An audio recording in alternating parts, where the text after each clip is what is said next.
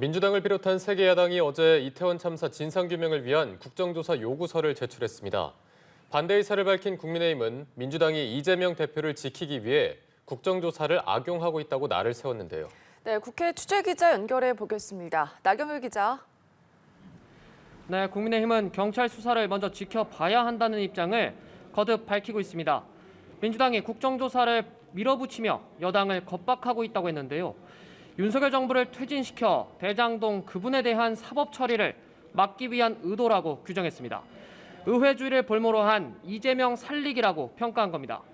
반면 민주당은 이태원 참사에 대한 진상규명이 필요하다며 국정조사를 반드시 관철시키겠다는 입장입니다. 156명의 희생자가 나온 참사에 대한 국정조사는 재발 방지를 위한 국회의 기본적인 도리이자 책무라고 했습니다. 책임을 면하기 위해 국정조사에 응하지 않는다면 범국민적 저항에 부딪힐 거라고 경고하기도 했습니다.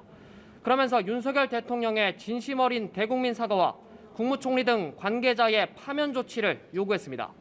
이런 가운데 민주당과 정의당, 기본소득당이 제출한 이태원 참사 국정조사 요구서는 잠시 뒤 열리는 본회의에서 보고됩니다.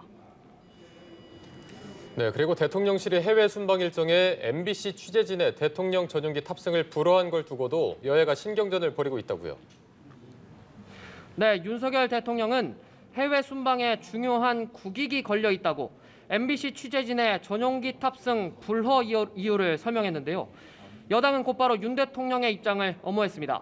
국민의힘은 언론인에게도 책임 의식이 있어야 한다고 주장했는데요.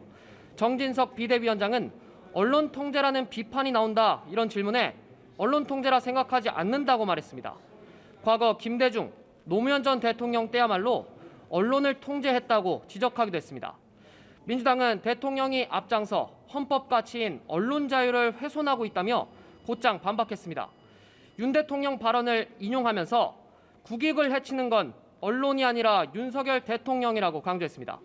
박홍근 원내대표는 비속어를 내뱉은 건 윤석열 대통령이고 이를 보도한 언론사의 전용기 탑승을 막는 건 뒤끝이 장렬한 소인배 같은 보복행위라고 날을 세웠습니다. 민주당 소속 과방위원들은 치졸하고 황당한 언론 탄압이란 입장을, 정의당은 앞으로 언론 취재 내용에 대해 정권의 검열을 받으라는 것이냐는 비판 논평을 냈습니다. 지금까지 국회에서 전해드렸습니다.